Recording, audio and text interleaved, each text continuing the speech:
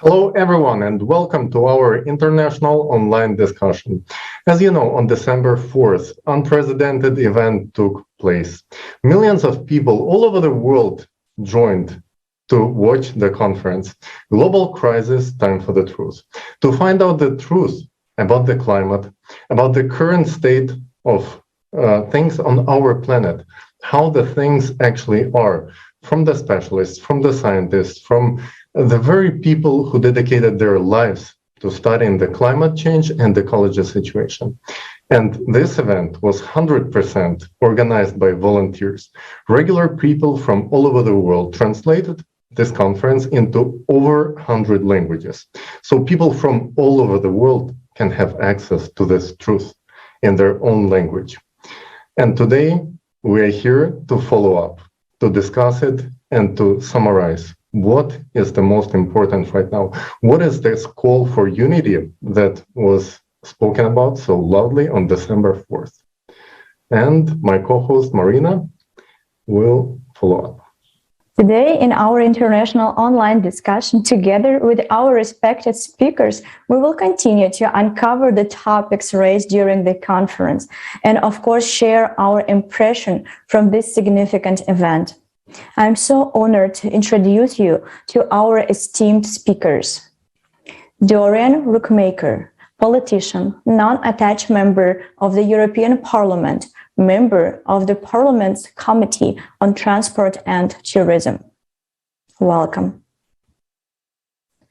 Dr. Kusum Kanwar, founder of AdaptSkill, president of WEE, Maharashtra State, and GCPIT Global Ambassador.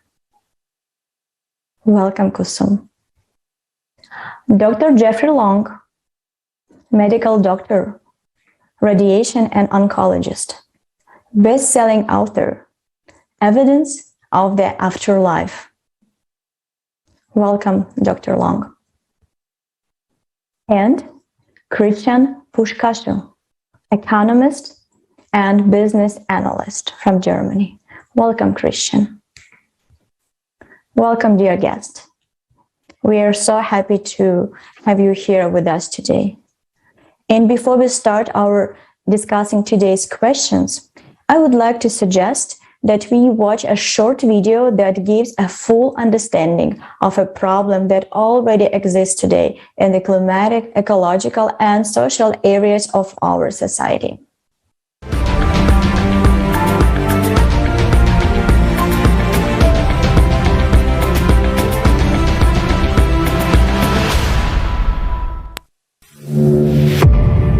The world must wake up. Climate summit in Glasgow. The British Prime Minister Boris Johnson urged world leaders today. Le changement climatique est en marche depuis la fin du XXe siècle. The climate crisis is not our fight alone, it's a global fight. We see the warning signs in every continent and region. It is the biggest problem humanity has faced ever.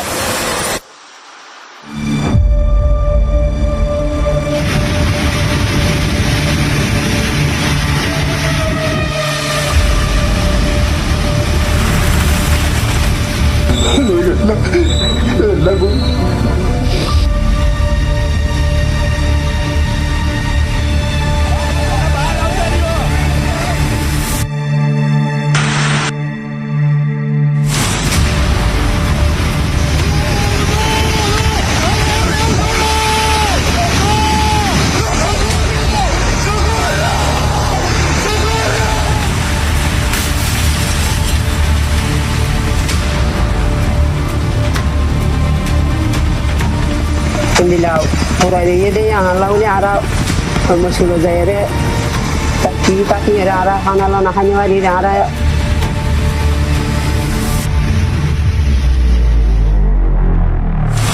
But the fire is spreading with great speed. Bak! Allah'ım yarabbim yardım et. Allah'ım yardım et. Allah'ım yardım et. Allah'ım yardım et. Arkadan gelenlere yardım et. More evacuations are underway this morning as firefighters try to contain a fast-moving wildfire. You see, just go easy now. Easy. Yeah, the car's heating up. It's going to explode. Oh, Jesus, God, help us. It's a terrifying moment. A mother is trapped in her car with her 4 kids while huge chunks of hail tumble down on them. She does her best to calm them down. Oh, you're okay. It's okay. Go, go. Go. Pull over, Jordy.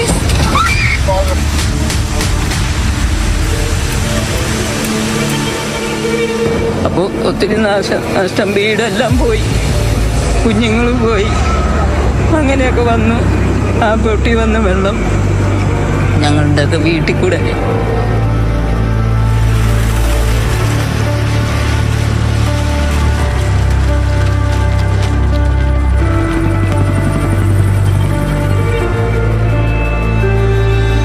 People feel that their workplace is changing before their eyes.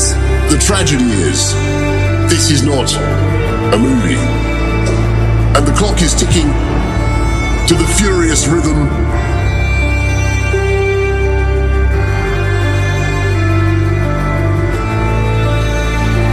It is a global challenge. We need to act. We feel the urgency. The longer we fail to act, the worse it gets, and the higher the price when we are eventually forced by catastrophe to act.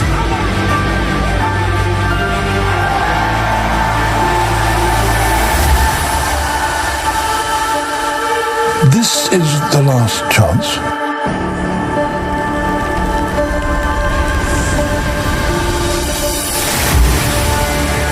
We hear so many right words. The climate crisis. But have those words saved us from climate change? Have those words prevented destruction of the environment?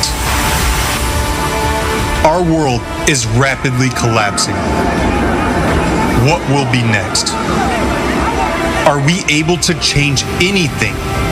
This question has driven each of us to take action. Right now, with this live broadcast, a historic event is taking place. The International Online Conference, Global Crisis, Time for the Truth. 100 languages of simultaneous interpreting, organized by volunteers from 180 countries on the platform of the international project Creative Society. This conference will change the future if everyone watches it.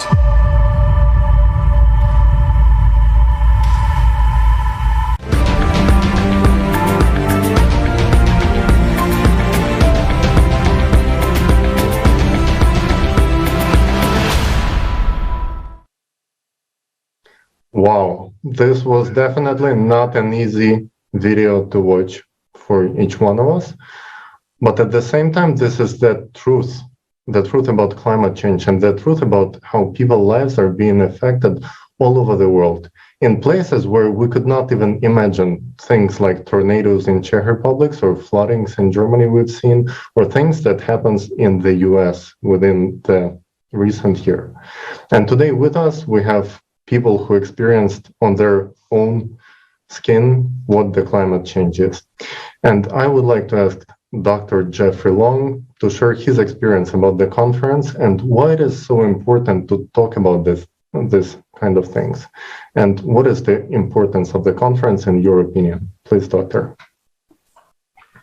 Yeah, I live in Houma, Louisiana. In late August, we were struck by one of the strongest hurricanes to ever strike America. A lot of the video that you saw of hurricanes is exactly what happened here. We had 140-mile-an-hour sustained winds. In fact, my home, as so many other homes, were damaged so severely that I'm broadcasting in a recreational vehicle because my home was rendered uninhabitable by the hurricane.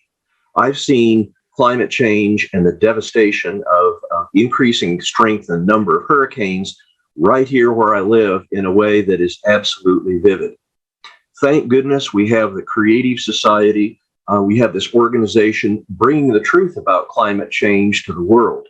This is an outstanding group, all volunteers. That's extremely important.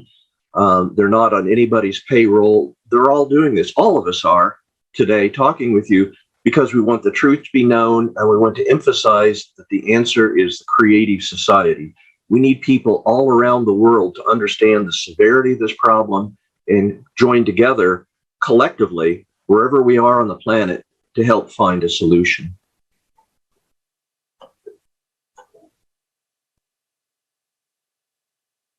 So much, Dr. Long, for your kind words. Dear Ms. Rookmaker, thank you very much for your participation in the conference. And could you please tell us, what do you think, how important is the international conference Global Crisis Time for the Truth? Specifically, the fact that it was initiated and conducted by the people themselves, entirely on the volunteer basis. And the second question, how important do you think it is now for people themselves to start acting in the direction of unification?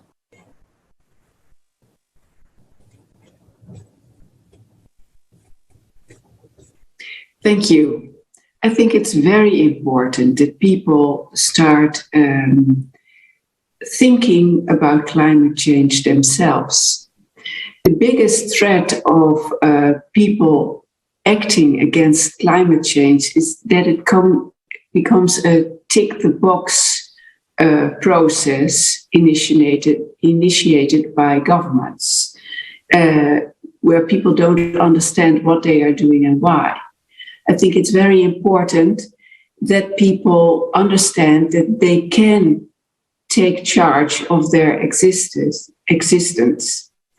And it's very important that you watch in the way you want to go. So you have to look at where you want to go. And I think it's good to know the truth, and it's good to realize that climate change can be a big threat to our existence, also on an individual basis. But we mustn't forget that it's very important that we take a look at where we want to go. Because if we take a look at where we don't want to go, we will end up there. This is a simple lesson of life. If you look in the direction you don't want to go, you end up where you don't want to be. So you have to look in the direction where you do want to go. And this direction is that we want people to take responsibility of their own lives and get connected with each other, because every one of us has so much potential. And that's why it's so important that this is an initiative on a voluntary basis, and that nobody's on a payroll of some organization or some industrial complex or whatever. We're going to do this by ourselves, by connecting, by using our creativity. Thank you so much, Ms. Rookmaker. I couldn't agree with you more that we actually need a vision of the society we want to build. Otherwise, whatever we do without the goal, it just doesn't make sense. And today we hear people talking about what we don't like, what we don't want, but who's actually talking about things that we want? Who has the vision of the society where we want to reach out to? And I would like to ask Kusum, do you have this vision of the society we would like to build? And do you feel like it's been explained in the conference enough? Thank you so much. And namaste from India. Very honored to be on the Creative Society platform to speak on this topic. And I'm deeply anguished as a person to hear and see stories from around the world on the global crisis challenge that we have. But with the belief and almost, like a mission-like action that only by uncovering the truth in the society can we all take responsibility for each one of us. Now it's up to each one of us how we come to a decision that we want to make together, for humanity.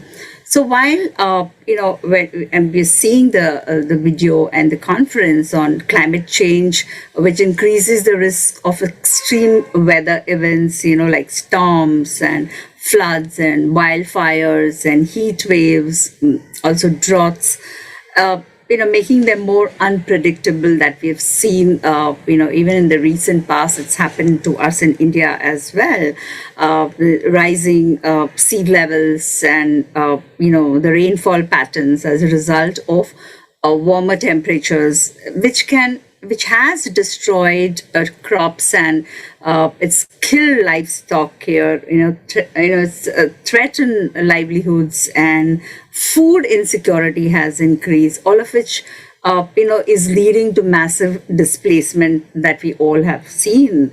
I think it's it's a shocking eye opener regarding the magnitude of a global crisis on a lot of issues that the conference has covered.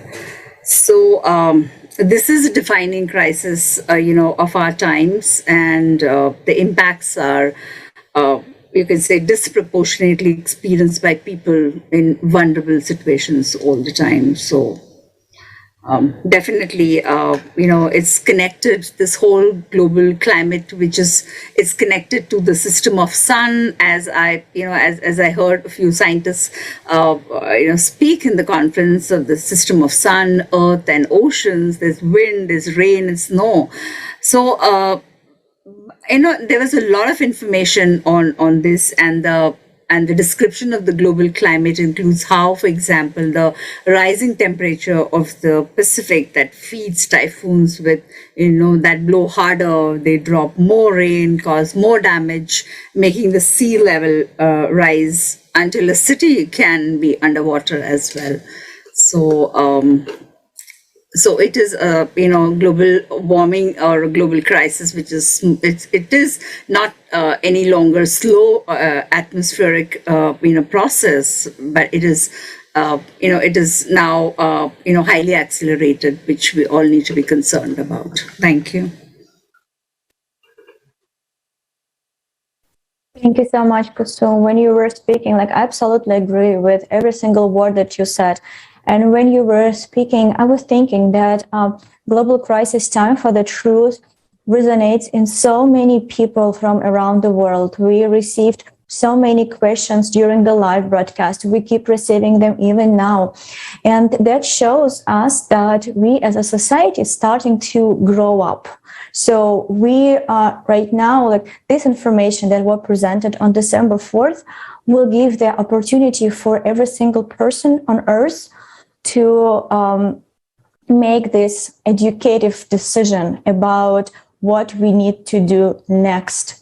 Because, as I think, for the first time in entire history, such information about the format of our society, about the problem with the climate, with the ecology, and on such a scale, such a comprehensive approach were presented to the people. And right now, we regular people, what we need to do to share this information with every single person, so everybody understands the depths of the problem that we right now facing. And thank you so much for your kind word. Again, thank you, Kusum. Also, at the international conference, Time for the Truth, scientists and experts from different countries told us that green energy actually hurts the environment even more than fossil fuel, and that was absolutely surprising for me. Also, the question of the economic infeasibility of green energy was brought up as well. So today with us, Christian, you are an expert in economics, and could you please tell us, in your opinion, why is it important for people to know the truth about green energy and the true reason for climate change? Thank you, Marina. This is indeed a very good question. And I can say that I'm very amazed by the answers given already by the other guests today, because this interconnects very well. Ms. Rookmaker said that it's about checking the tick box, no? We check a tick box. And indeed, what's happening today with green energy is that many people who actually want to do something, I mean, everybody sees that the climate is changing. Just open your window, and you can see that the seasons are not there any longer. The sun is burning, it's raining too much, you have hail in France, floods in Italy, and it's totally upside down. Everybody can see this. But the thing is that the governments and the media are leading, let's say, the crusade against climate change in the totally wrong direction. We think, or we made to think it's all about CO2 and we can handle this. And if we pay higher taxes, CO2 taxes on the fuels, but then actually on everything that we consume, because fossil fuels are still used everywhere along the supply chain. I mean, just think about the textile industry, agriculture. I mean, even the tractors that we have on the field, they run on fossil fuels. Now, they still don't run on batteries or hydrogen or something, right? This will affect everyone. And we think that by paying these higher taxes, by looking at how CO2 certificates are being traded, by imposing CO2 quotas, and actually putting a very high burden on the population, which the population would be actually very happy to carry if it will lead to the desired result. But the thing is, and this is why this conference is so important to see, this doesn't bring anything, really anything, because the climate is a cyclical process, a geological process, a cosmical process. CO2 is by far not the cause of it. And we're paying so much money, really, every one of us. Also companies, I mean, both as individuals and as companies, we're paying so much money through higher electricity bills, extreme prices for fossil fuels, for gas. We're paying so much money for this. And this is being channeled, again, to certain so-called green projects. And we have to say green projects, because there's a lot of greenwashing nowadays, unfortunately, as well. And this is actually being channeled into private pockets. If you think this is nonsense, but on the other hand, in the format that we have today of our society in all countries, actually this is perfectly logical, because if you really have a question that concerns people, you don't have a solution, but you make a big business out of it. Yeah? And we're channeling public funds into private pockets.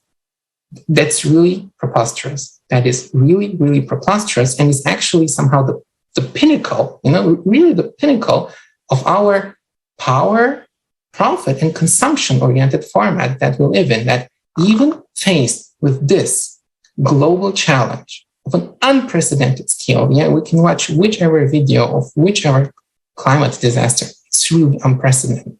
And it's about people dying. The livestock, the trees, the cars, it's people first, right? We should care about the people. And people are dying. And if we still keep doing this nonsense, more people will be dying. Yeah, millions, billions. I really don't want to think of this scenario, but science tells us that if we don't do anything, this will happen. Well, we're making a business out of it, really. It's shameful. I'm sorry. It's nonsense. It's shameful. It's criminal at the end of the day, because the governments and the people in power, some of them know about this. I mean, if you look at the IPCC report, it's at ClimateGate. This was very interesting at the conference, this topic of ClimateGate, right? Some of them know what's happening, some don't know, some ignore, but are just bandwagoning on this CO2 story. They're actually burdened with the responsibility of our lives, but they're not dealing with it correctly. And if you have so much authority and responsibility, you should really act accordingly. And if you don't, that's criminal at the end of the day. I'm sorry to say, but it's really criminal.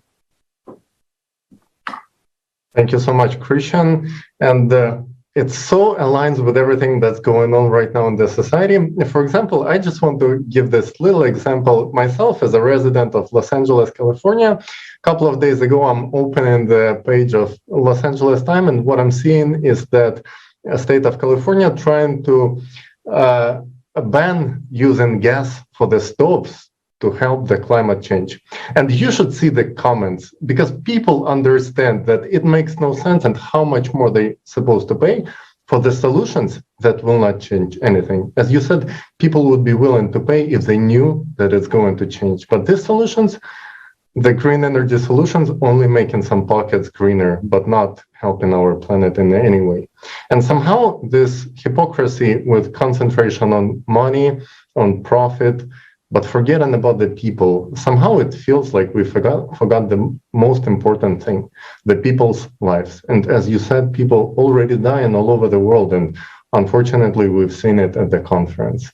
And I would like to ask my next question to Ms. Rookmaker.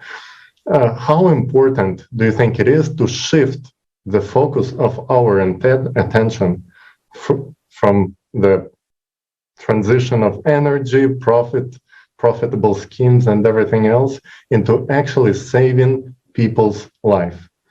And how do you think it is important to start talking about saving people's lives and not about the financial schemes that making some strange decisions, I would have to say, honestly. Please, Ms. Doran. Well, as I mentioned before, I think it's of great importance to look in the direction you want to go. And it's morally just to put human lives in the center of your actions. But I think this is, I'm not sure if everybody knows, but there is something like the pyramid of Maslow.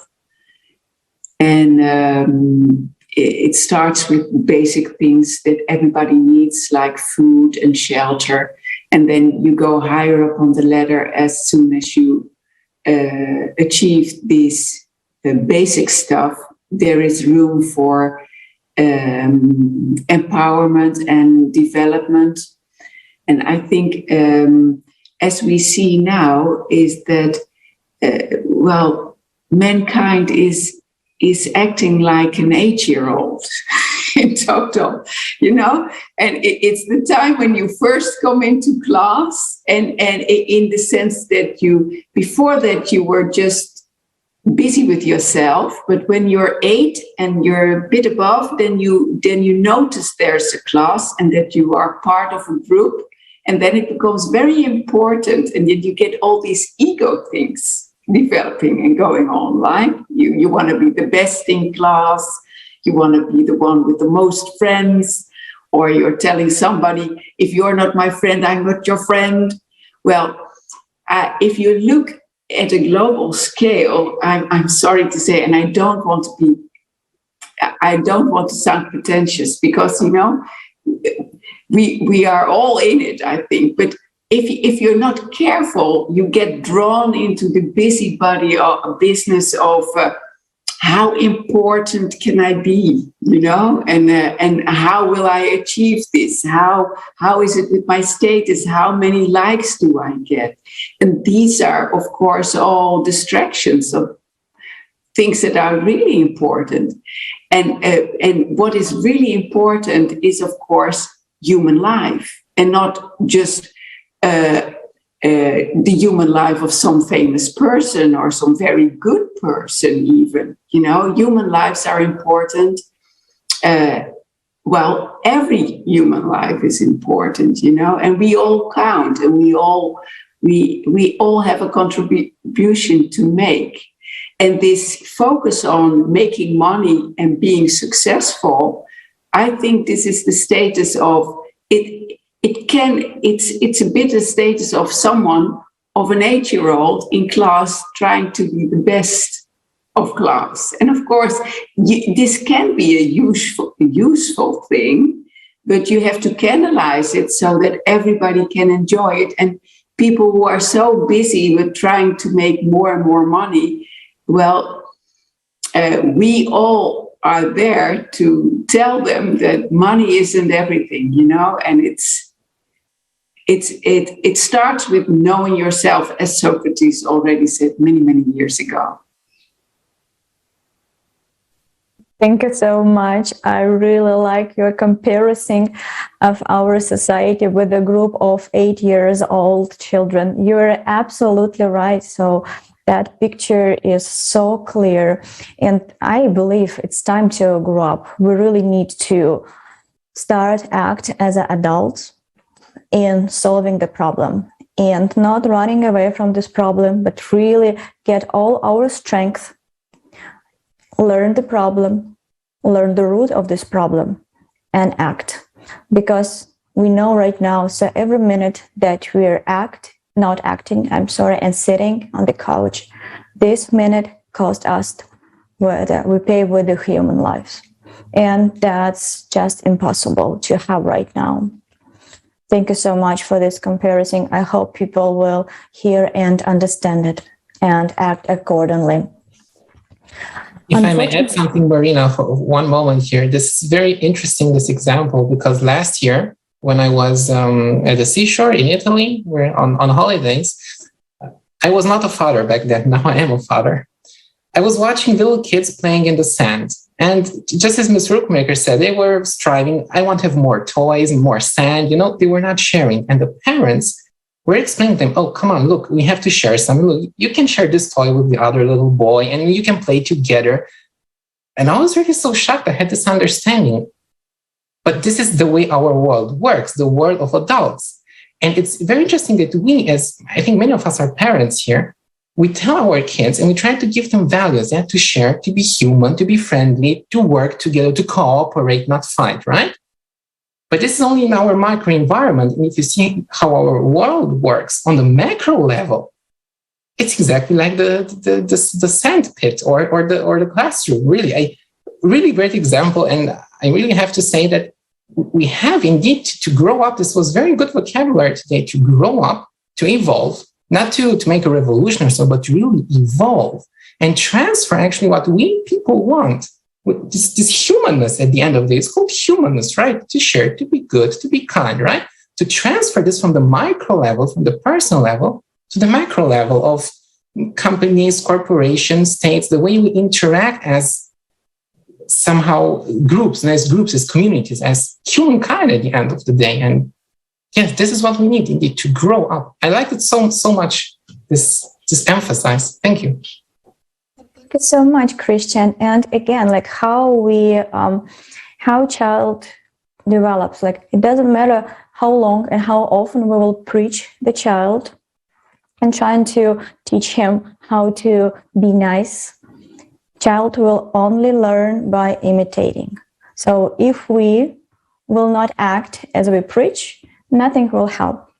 So I understand. So in our society, the growing up process means starting to take responsibility and not like moving it to the shoulder of somebody else. Like you go to office, so you need to fix this problem for us.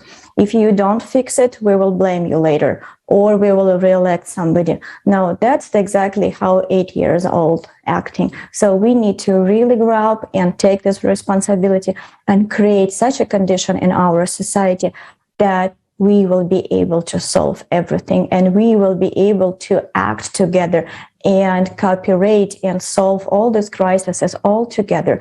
Because those crises that we're facing right now, they are unprecedented, they are global, and those crises really need to have like global solution. We need to act together. Thank you so much, Christian. Thank you so much, Ms. Rookmaker. And Dr. Long mentioned earlier that he had to live through the Hurricane Ida, which recently struck the United States. And Dr. Long, you know how it feels to be inside of such a disaster. Could you tell us today, like how you and the other victim dealing right now with its consequences? Sure. As mentioned, I was, my home literally was ground zero, about the center of where Hurricane Ida hit on August 30th. So I've seen vividly how every hospital in the area closed. We had National Guard come in, we had emergency medical services. We couldn't really meet the needs of everybody. So here we are with thousands of people, homes destroyed like mine. I'm lucky I had good homeowners insurance. A lot of people don't. They're still living in tents. They're still living in basically squalor. We went weeks and weeks with no running water. We didn't have heat. We didn't have air conditioning, no electricity, no internet access. I mean, this was devastating here. The recovery from Hurricane Ida, while it's gone on for quite a while, is going to literally take years. Even if you drive down the street today in my town of Homa, you're still going to see wreckage all along the side of the road. You're going to see buildings destroyed, just literally skeletal remains of them. So this really hit home to me. to see the effects of climate change. This is a hurricane unlike anything that had hit this area in history. Far more powerful, and we've had far more of them in recent years than we've ever had before. So I think it's believed by me and other people that this is an effect of climate change. To see firsthand the devastation economically, socially, and just basically over a wide area. I mean, there was literally about 60 miles of devastation that the hurricane left is really a vivid reminder of just how serious climate change is and the very human aspect of to what happens when that happens. People suffering, the misery all around me is just incredible. We had a lot of people, as we've talked about, pulling together, good neighbors. We had people fortunately expressing those kind of values we all wish for everywhere, where they're trying to help each other, but it's still, the impact was just incredible here. And it certainly, you really learn the critical importance of having that value of helping each other. We saw that as a community, we all pulled together, and that really went a long way in helping to deal with some of the crises that Hurricane Ida left. Thank you, Dr. Long. In preparation to this interview, when we were talking to you, and you really shared this story that neighbors would come and help you to fix your house or whatever is left of it, right? And we've seen the same story with our volunteers from Czech Republic after a tornado, when they were sharing stories that people from another towns and villages would come and help with toolboxes, fixing the bridges and houses before the government got involved. And this is so surprising because in all the Hollywood movies that we raised in, it's a completely different story. Everyone is fighting for themselves, trying to save themselves, but in real life, people act different, people act humane, and people are much better than we could imagine. One of the most important parts of this conference was sharing the stories of refugees, which was very heavy for our volunteers, and we were questioning ourselves, is it going to be polite, is it going to be appropriate to actually reach out to people and to ask them to share the stories about the heaviest experiences they had in their lives? And we were really questioning until we started acting and conducting these interviews. And we saw how much happy people were that somebody cares about their lives, about their stories, and put in efforts to let people know that tomorrow any one of us can be on their place. And today we all need to unite. So right now we're going to watch this video, which might look not easy to watch, but it's very important for each one of us to actually watch it and share. Please, let's watch the video.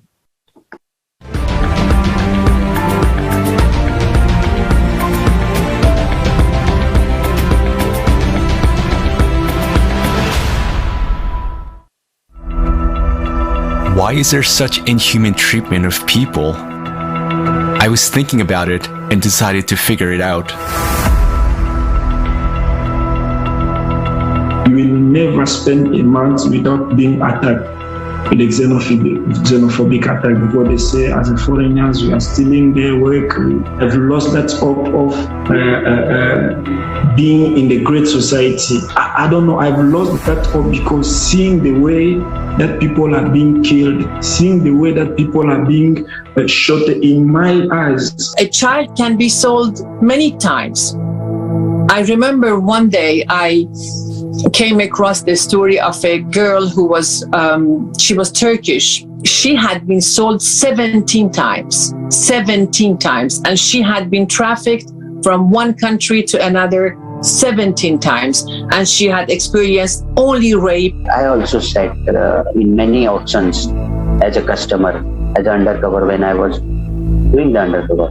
We were sitting for the auctions, 9-year-old girl, 10-year-old girl, as per the demand.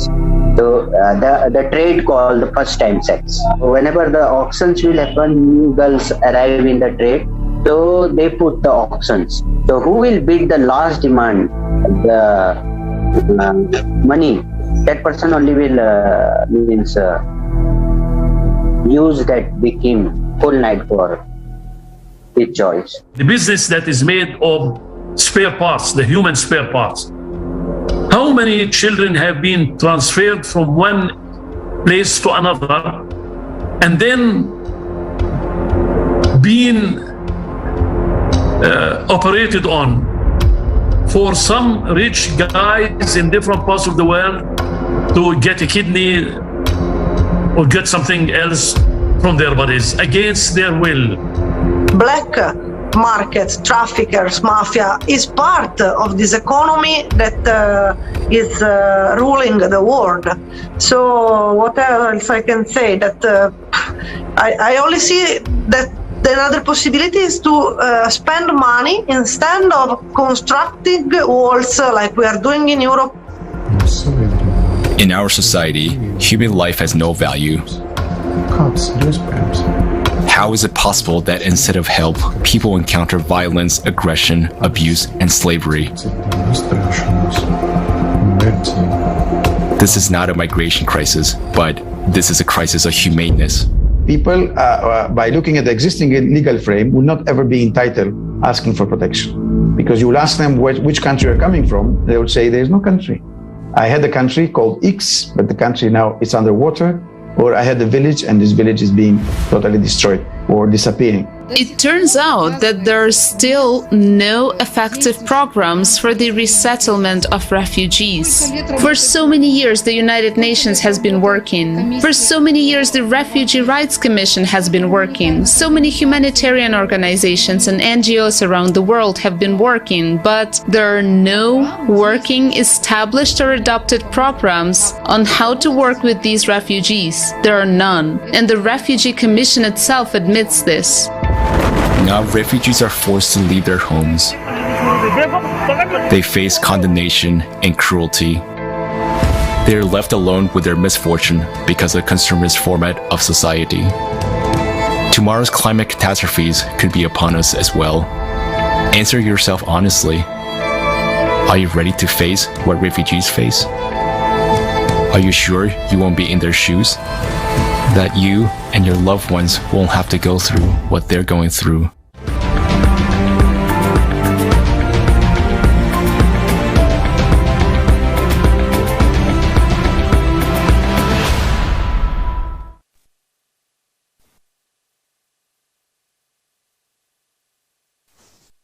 What we just saw is just terrible.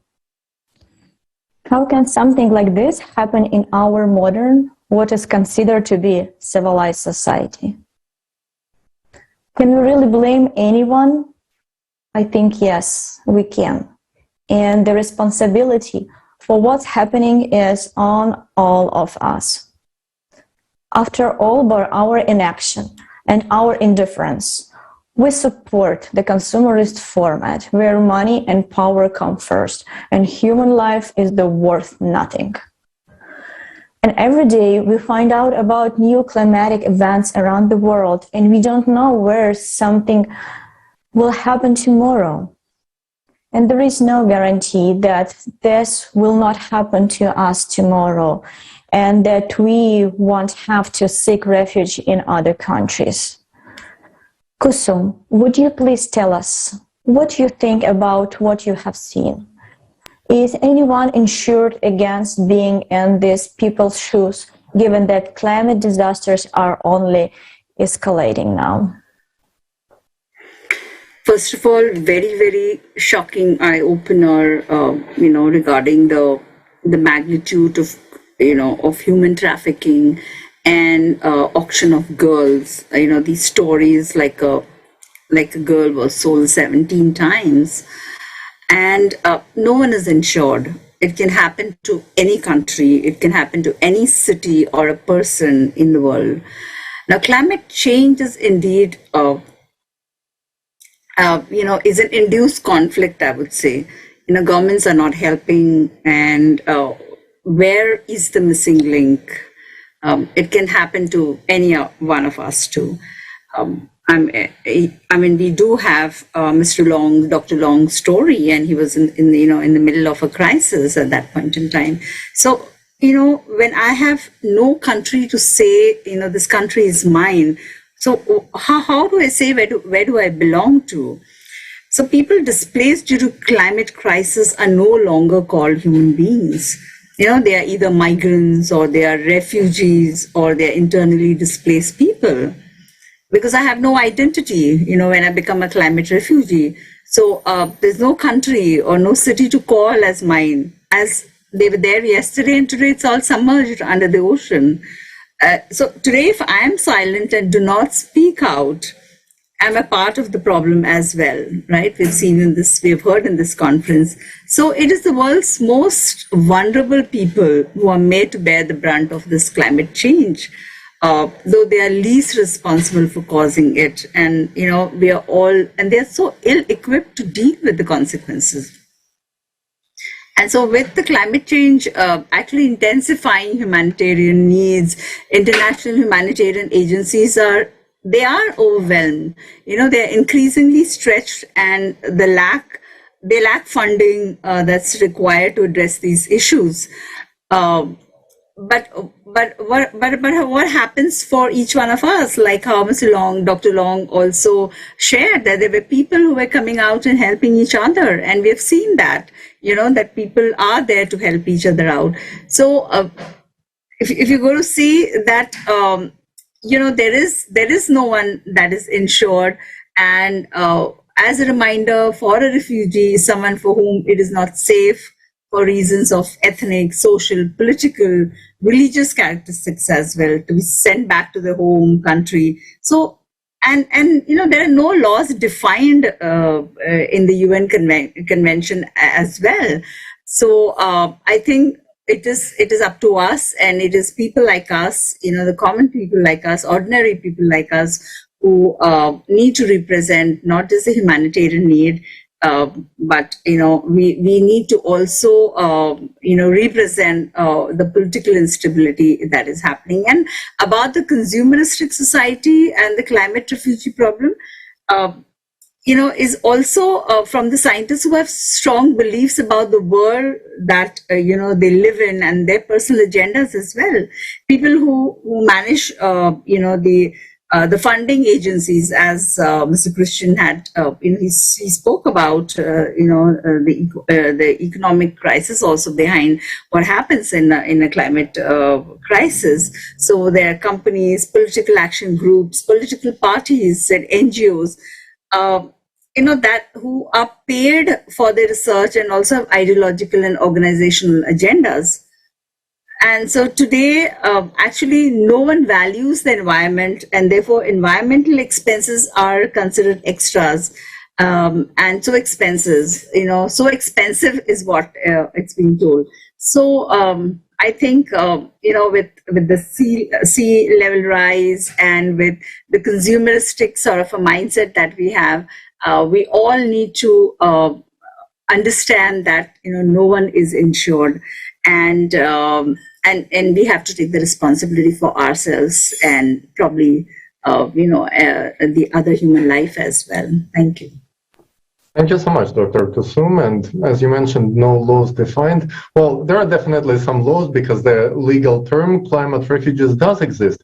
But on the scale that it is happening right now, and just last year we had 86 million people as climate refugees, and right now we see it's picking up. So it's going to be more and more. It's going to be tens of millions, if not hundreds of millions people have to be displaced.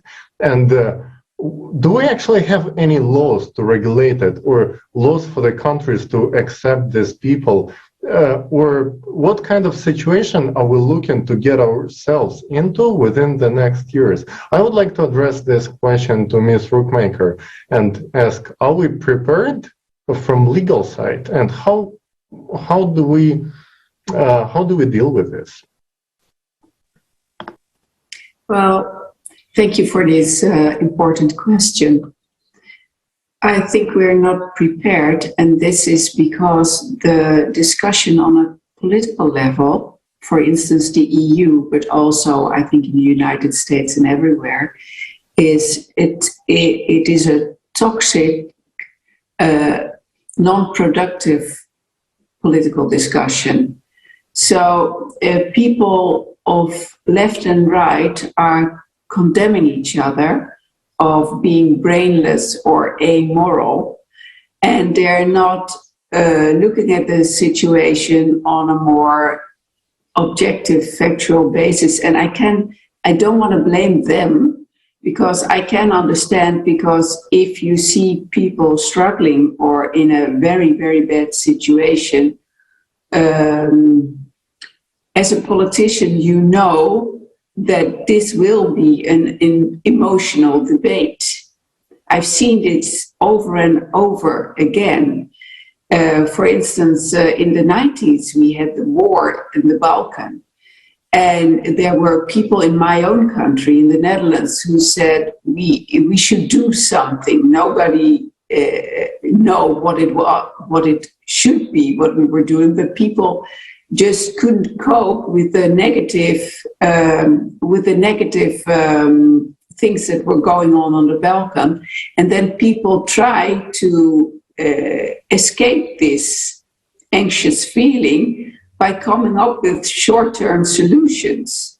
And I think the migration crisis is a very complex problem. And it's not only brought about by climate change, and I think we must be very careful not to put climate change as an etiquette on or a label on every problem that we face nowadays. So of course, climate change can be an aspect and can be a cause.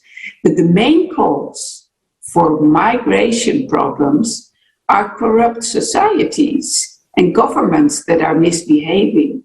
These are the number one causes for migration.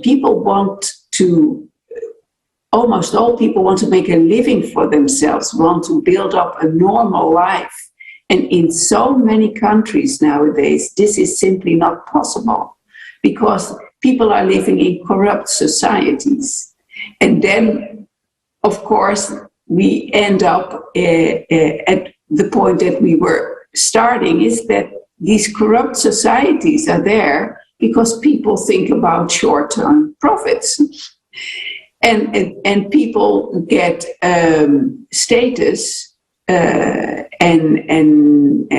can lead a glamorous life if they're acting on a short-term basis. And this the same goes for politicians, but it's also for drug traffickers, human being traffickers, smugglers. There are people that are looking for the loopholes in this society, in our system, to make a short, fast buck, to say. And this is, of course, a problem. And it's not dealt with properly when people are thinking about legislation. Because if you look at the migration legislation in the United States, but also in the EU, you can see that it is it's a business proposition for people who don't care about laws and don't care about people. And this is, of course, a huge problem. There will always be people looking out for opportunities elsewhere if they are in a bad situation in their own country, and this is a fact. And if there are lots and lots of people doing this at the same time, this is a logistical problem, because no country in the world can take on many, many millions of refugees at the same time. So we have to look at the cause, and the root cause, I think, of migration problems and people want to get out of their country is war and corrupt societies. Thank you. Thank you very much. You're absolutely right that the main root of all our problem is the corrupt format, consumer format, the format where profit stays on the first place. And definitely we are facing right now labor migration, war migration, and with the escalating of climatic disasters, we are starting to see more and more climatic refugees as well. And definitely we are not prepared for that situation. We cannot fix it in this format. And the only way out of this terrible situation that we have already is to change the format. Because just think about like what will happen if we will start to create new laws, start to act, build entire economy around the value of human life. Everything will be different. But again, this process will start only if the majority of people will start this change, this peaceful change, and start to act. And I would like to ask Christian, from the economic perspective, could you please share with us how do you think our society will change when we adopt that the human life is the highest value? Our society will definitely change for the better in all aspects. This sounds maybe like a dream, a utopia. I hear this all the time from people who are skeptical about a creative society. But we have to understand one thing: the way the economy and society, I mean this legal, economic, social framework, this, let's say, this multidimensional framework that we have, you can call it social contract, for instance. No? This is not a law of physics, not a law of science, chemistry, mathematics, made by whoever you want to believe, made by God, made by the universe. It's not something exogenous. It's something that we make, we people make.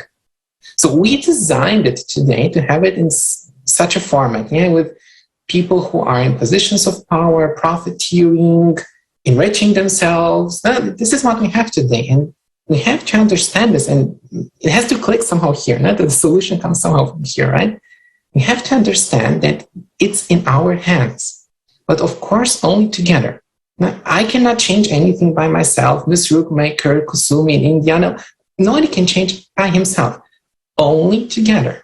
And again, let's say if we live in a block of flats, now, or we live in a town, we have a city council. Now, the more people are involved, the greater the solution and the more long-term it is. And if we want to change this social contract that we have, this profit, consumption, power-oriented format, we have to be all together in this. And we have to understand that, yes, we can. It's just in our hands. We're somehow made to believe that, war is happening, let's say from the European perspective in the Middle East, or essentially, well, there has always been war, it has always been suffering. Let's say again from European perspective, in Africa or in Latin America, there has been misery. We're somehow so used that, humans in suffering, well, it's part of our life. To be honest, it's part of our life. And I like so much Dr. Long today sharing his experience about this, that, when there's a catastrophe, war made by humans or climate, not made by humans. We have a lot of shocking news in the media, and people get emotional and short-term reactions. Okay, good. But then we forget about this. And I would like, or it would be nice to have somehow a reminder, look how the life of the people is 1 month later, 2 months later, 1 year later. Like Dr. Long said, even now there are people without housing. In certain areas, without electricity. For instance, in the US, a tornado that was just recent, people without basic needs. And this is the reality, but then we just shift our attention to other stories, our problems, and then life continues in this survival success circle, right? And this is what we have to understand, that this is not normal. Really, this is not normal, and we can change it. And from an economic perspective, it actually makes so much sense. And people who are still skeptical, from our viewers, about the Creative Society project, how can it be? How can it work?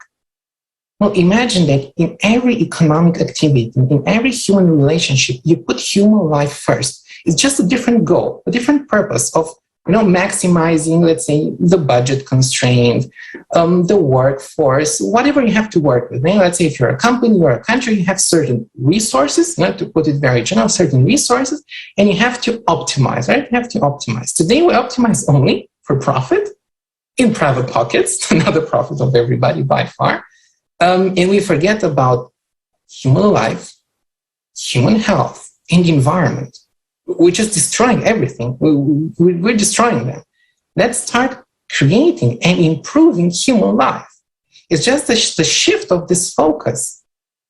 A doctor will be a doctor in the creative society. A journalist is a journalist. A financial expert is a financial expert. Many people hate financial experts, but actually they have a very important role, but they're working for the wrong purpose.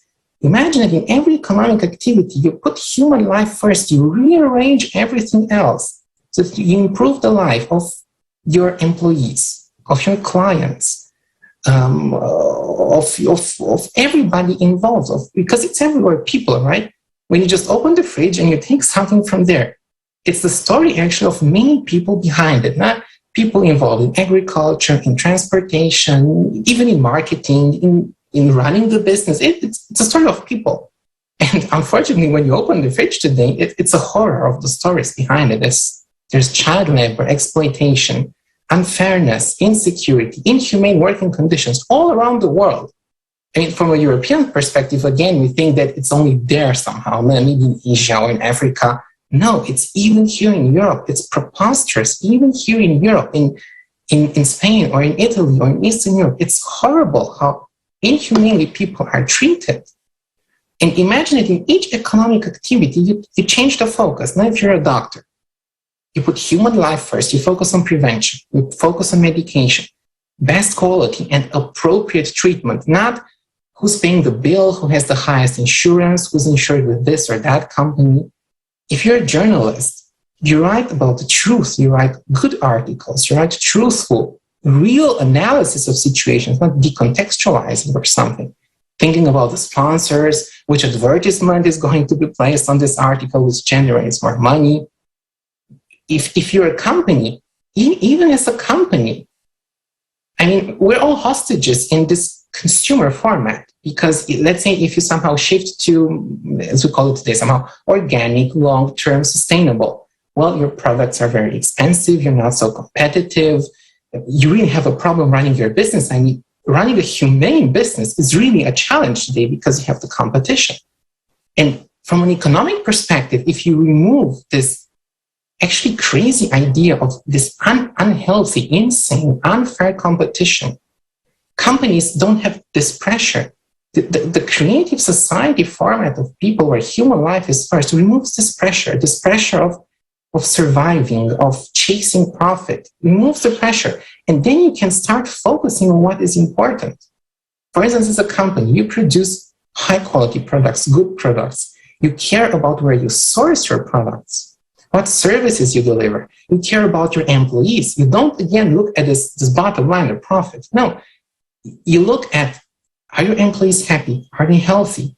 Are they safe? Are they secure? Are they well treated? Are they happy as humans? And there's one entrepreneur who said one very important thing: stop focusing on your clients and customers. Focus on your employees first. If they're happy, they will make your clients or customers happy. Again, because we're humans, and that's right, a happy person will make everybody happy around him. Sounds again like a fairy tale or a dream, but please exercise this in your mind. Wherever you go, to the supermarket, to the drugstore, to the car service, if you fly by plane, by train, doesn't matter. Think and see how everything can be changed, sometimes in smaller steps, sometimes in bigger steps, but everything can be changed. And of course, just one company, one person, one manager, one government official, one politician, not even one president or one country could work this way. Because we're all interweaved. Now we're all in this big mechanism now called humanity on this planet Earth. And all together we have to focus on this, on establishing and really uniting in this idea, in this goal of putting human life first. In practice, not on paper. Papers, we have enough constitutions and charters, and we have enough of that. But we see what's happening in parallel, right? We saw this horrendous video with the refugees, which is the truth. Let's unite, and only by uniting, by channeling, by putting all our attention and time to what we want to maximize. We don't want to maximize profit. This is what every economic student learns today. Maximize profit, maximize shareholder value. No, maximize human life, human health, environment, improve human life. Isn't that what everybody wants for? I mean, everyone as a person wants to be treated fairly, nicely, decently, to be loved. This is what every human wants, right? So if we want this, why don't we start working on this? Start working on this. And if we want this, then let's give it. Let's make it a reality. Yeah, and actually what we all discussed today here, from a climatic perspective, the corruption perspective, the refugees, all these problems are intertwined. And the solution is one. It's really to unite in this goal of putting human life first. What a great world can there be? And it is in our hands. We have to move. Sitting on the couch, blaming politicians, voting, pushing responsibility won't help. We have to get involved. That's the key. And we need it now more than ever, because climate change is a huge threat, a global threat. It's about life and death. If we are sitting here, we are the lucky ones that were not affected directly, our lives, by climate change. And I've been looking at Dr. Longview. We're the lucky ones, really. We're the lucky ones. We could be the ones in the news or in the videos. We're the lucky ones. So let's start doing it now. Wow, Christian. Well, I feel very inspired to build a creative society after this. And I think everyone understands it. Even living in the first world countries, working for good tech companies, what I see, everyone understands that there is no security in tomorrow. No one can say that they are actually have the, like imagine the society where the fear of uncertainty of tomorrow is removed. And if all the brightest minds of our society would work towards this goal, instead of trying to raise the market value of their company shares in the third quarter of the next year, right? Or like developing a better sneakers or model of the cell phone. Maybe we're just not focusing our attention in the right direction. How easy we criticize certain politicians or talk negatively about certain public figures, and how hard it is, how uncommon it was up until now to talk about the vision of the future, which we actually want to live in. And this is amazing that this event, this conference, this roundtable is actually a shift in the consciousness. It's a big shift. And I'm just happily watching how Dorian was listening to Christian, and I see that there is demand. I see that there is demand among all spheres of society. I would like to hear your thoughts, Ms. Rookmaker, about need of unity, right? Can we solve this kind of challenges like on local level or even country level or even continent level? Or this is something that requires actually much bigger unity of our civilization as a whole and this format of the society that I think we have to make a distinction between solving a problem and making a contribution to it. Because if we mix the two together, it could be emotionally overwhelming, and it would make you passive. Because as Christian already so clearly put it, then you think, well, misery has been always there, and what's the point, and what can I contribute to change it? But I think, we've all played, I think, or maybe not all, but some of us have played with a magnet and with iron on the paper that you can, when you were small, or maybe when you were in high school as a sort of project that you could see how magnetism works. And as Christian put it, if we are all focusing on profit maximization, then we're going into the negative direction. If we are focusing on human life and positive things, what did I do today? How did I contribute to human lives, the protection of them? How did I contribute to unity, to world peace? if this is the focus that you have, actually your life is getting better instantly. Doesn't matter what circumstances you're in, even if the circumstances are hard. If you have a positive focus in that you try to make the best of it for yourself, but also for the environment and for your fellow human being, it's always better than to focusing on something stupid like profits, So, thank you. I think unity is, of course, is something that we strive for now in this movement, and it would be so good to inspire every day a bit of more people. Because if we're able to magnetize other people, not hypnotize or manipulate, but magnetize in the sense that you see that we can convince them that just by shifting the paradigm, by shifting the focus into something positive, our world could be so much better place to be in.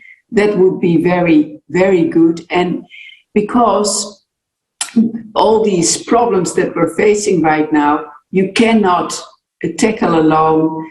Not even a government, not even an international organization. We have to do it all together, and it's so much more fun also to do it all together. Thank you. Thank you very much. I absolutely agree that unity is the power, and only together, by multiplying our human potential, we will be able to find the solution. This is in our nature. Together, we can do a lot. But what we see in our format, the consumerist format, is the format that divides us. Format that pits people against each other. It is designed so that everyone is fighting for their own skin, for their own wallet. And under these conditions, unification is impossible because you cannot make millions from it. It's not profitable. That's why there is no alternative to a creative society. And I fully agree with what Christian was saying before. There is a common, in a creative society, there is a common goal and very simple task to survive.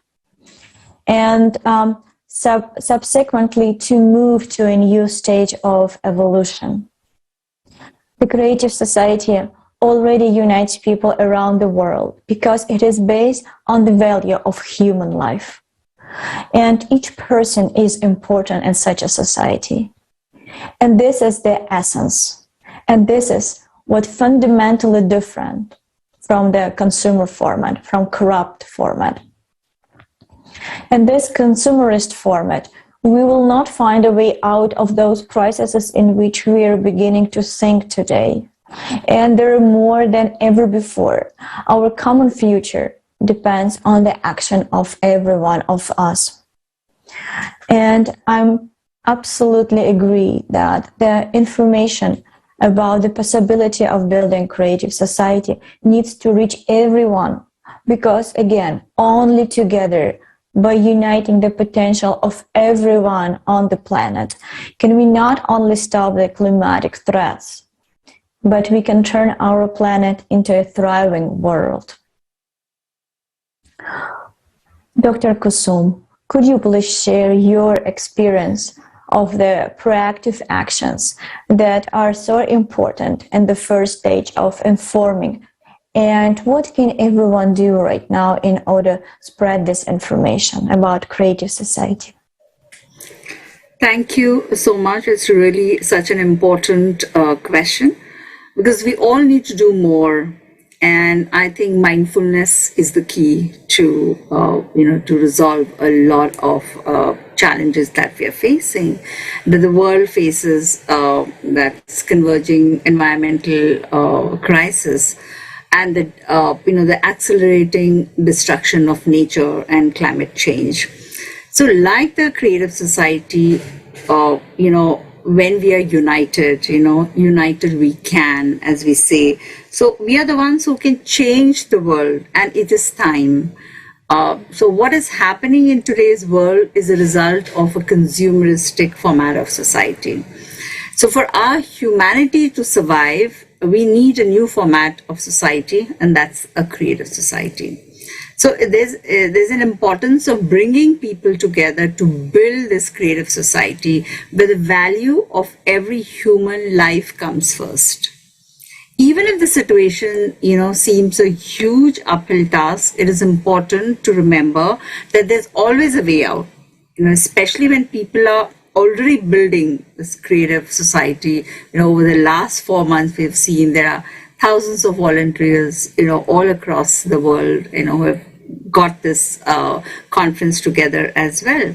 They're all uniting all people, on a spiritual and a moral basis, and that will all make it possible to survive and endure despite the global crisis on the earth, and build a decent world for all people.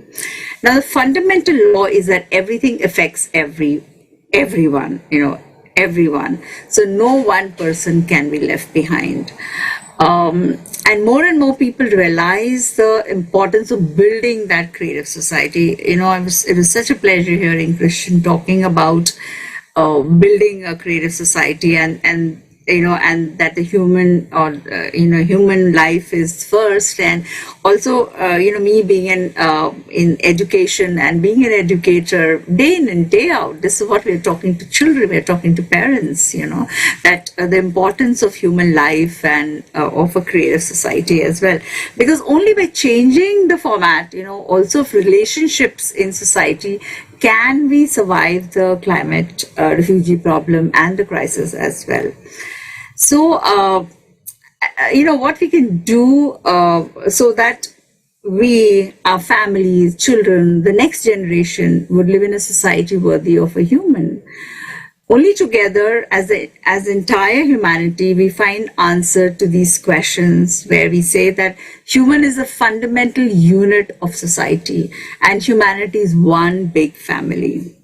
Right? There's human life, there's human freedom, the 8 foundations of the creative society, human safety, transparency and openness of information for all, as we are sharing today, the creative ideology, development of personality, justice and equality, and a self-governing society. Only we ourselves, the people, we can bring the creative society to life by spreading awareness. It is important now for every one of us, on every inhabitant, you can say, of the planet, to learn about this unifying idea. Changes begin with us, and with the information we share with each other. Can we do more? Yes, it is clear that even if international community manages to make further progress, it has a long way to go before it has, exhausted its current agenda of negotiated restrictions on climate change, and like they say that the carbon emissions, and it's so important in the global crisis or the climate crisis that's happening. So the causes of this situation are multiple, but one feature stands out, that only if we we unite as humanity, we unite as people, we unite as a creative society, and keeping the 8 foundations of creative society in mind, can we can be a contributor to the conflict that's arising. So I'd like to say these Mother Teresa's words that always impact me, that kind words can be short and easy to speak, but the echoes are truly endless. So let's be kind, let there be a lot of compassion around. So a creative society that has to have a power to connect, to communicate and care. Love and compassion are inevitables, and they are not treats. Be kind whenever possible, as it's always possible. So as a human, we talk in a creative society, we talk about us as human. That's a fundamental unit of the society, and all of us, as humanity, is a one big family. So let's be transparent and spreading awareness about the creative society and how we can all live together. Thank you so much. Thank you so much, Dr. Kusum. Listening to you is so inspiring because it shows how much one person can do and how much one person can make a difference, especially in today's world. If, for example, 10 years ago, someone would tell me that I'm just a regular person born in Kiev, Ukraine, will be on this call with so many people from absolutely different parts of the world discussing these topics, I would not believe. And 10 years ago, it was impossible. But today it is possible. Today, so many people actually united and can make a difference. Even one person changes a lot. Even one person conducting an interview with a specialist, writing an email, making a story on their social media, letting other people know that, whoa, we can live different and that you're not alone. Because what I found out that whenever I was conducting interviews in California with different people, I found out that all of them want to live in this world, which basically is creative society, but they didn't know about the project. They were just describing the 8 Foundation. When I was serving them, I was asking people, what kind of society would you like to live in? And they were like, wow, what an interesting question. Never thought about it, but let me explain it to you. And that's funny that after basically telling me about something that's written in the Creative Society Foundation, they would say, this would be great, but other people wouldn't support me. So with doing what we're doing, we actually break in this illusion of people thinking that they are alone, wishing for the world to be better. No one is alone. We, all of us, 99% of people, we want to live in this world where people live in peace and unity. And I would like to ask Dr. Jeffrey Long, since I know you understand the whole idea of the creative society, how can we let other people know about this importance and actual understanding, share it with other people? What's your idea? That is a great question. How can we get the word out about the creative society? When Hurricane Ida wrecked this whole geographic area just a short while ago, I saw creative society in action. Immediately, with devastation everywhere, people helped their neighbors. They didn't ask how much they were being paid. We didn't wait for the government. Over and over, all around where I live, people got together through compassion with people that had had great losses. We all worked together to help each other. We provided homes. We provided water when we were running out of water. There's no flowing water for a while. Helping people to recover from injuries. Those of us in the hospital, all sometimes driving through the street with debris on the street, got to the hospital and mobilized as quickly as we can to help people, to help those that were injured. I saw it in action. This was a compassionate, loving outreach by so many people in this area. I'm still literally in awe at how the power that was. And on top of all that, when you reach out compassionately like that, lovingly to other people, they realize how important that is in their own lives. They're more likely to reach out to others to help compassionately. There's like a ripple effect with this compassion, with this love that people see in action in their own lives. They're more likely to reach out to others in love and compassion. So I've seen this, and I've seen it vividly, and I know its power.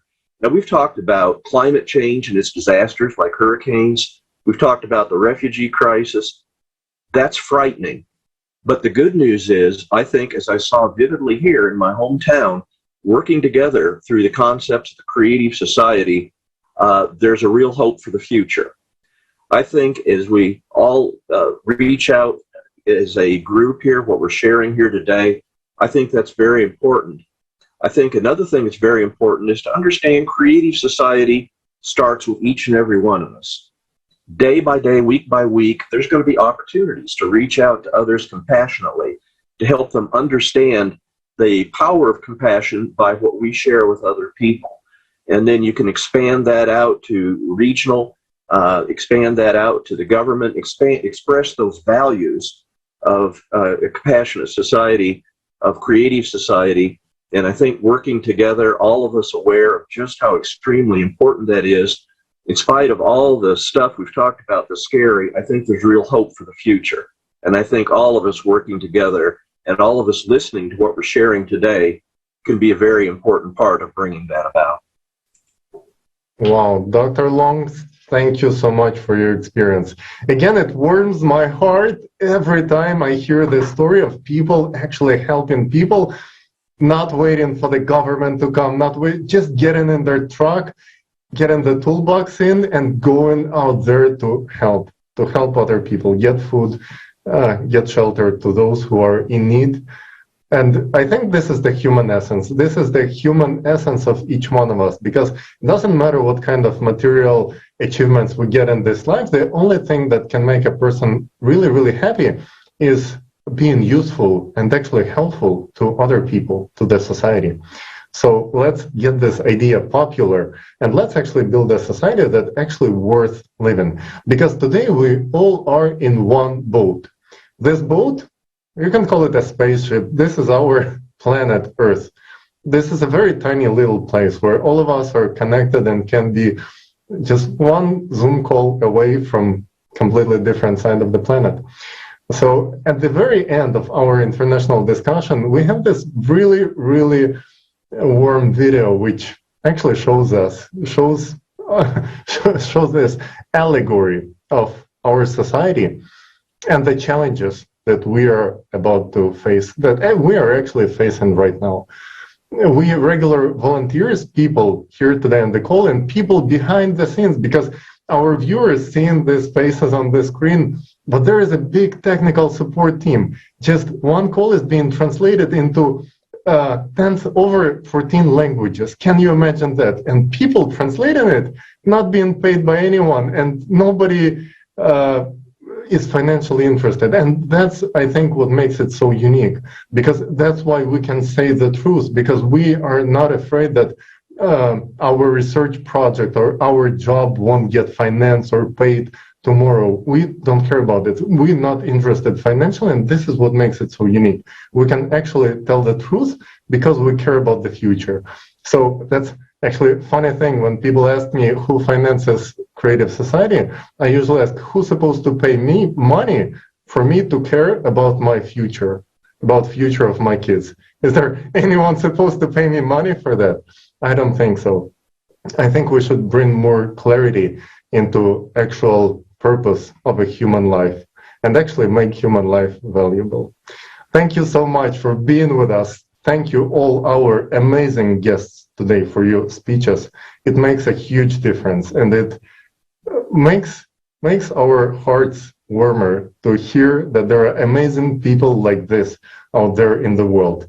This is what creative society is about uniting people who really care about humanity. Thank you so much. And let's watch the video.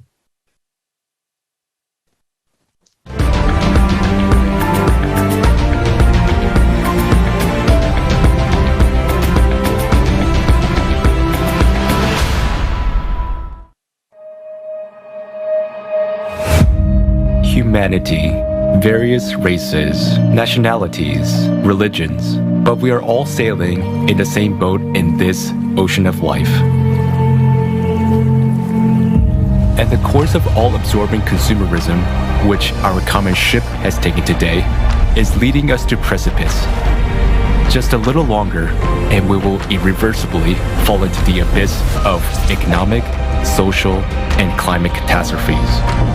Perhaps someone doesn't want to see and admit obvious facts, yet being afraid to turn around and see the reality. In the endless rush, in the ordinary everyday routine, in the race for success and survival in this world of consumerism. But every day, more and more people stop and ask themselves these questions. Where is this world coming to? What does the future hold for me and my children? How can I make sure that the world will be a safe, happy, and prosperous place? After all, no matter how successful you are, if the whole world is falling apart, there is no way you can avoid a bitter fate. We can change the course of our ship, which is speeding into the abyss, and instead of the abyss of consumption, steer it in the direction of the creative society. But we can do this only together. We need to unite our collective human potential, become a united civilization, and row in one direction. Uniting in a common goal, we need to direct our attention, our efforts, our knowledge, and our skills to charting a new course. And how quickly we can do this depends on the choice of each person. Our salvation is only in our unity. Only by working together can we build a truly decent world. A world that will have a future for us and our children. And that is the creative society. We still have a chance. So let's take it